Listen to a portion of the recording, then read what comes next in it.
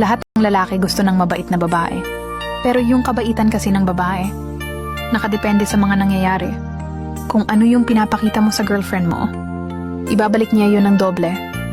Kung mabait ka sa kanya, mas mabait siya sa'yo. Kung sumusunod ka sa kanya, magkukusa rin siyang gawin yung mga gusto mo. Kung hindi mo siya lolokohin, hindi mo rin siya makikitang nagloloko. Kaya nga minsan, di ba, binabawalan ka niya sa maling gawain.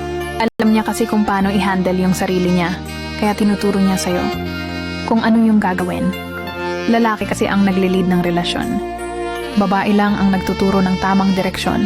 Kung hindi mo siya sinusunod, hindi ka din niya susundin. Kung hindi mo siya iniintindi, mas lalong hindi ka niya iintindihin.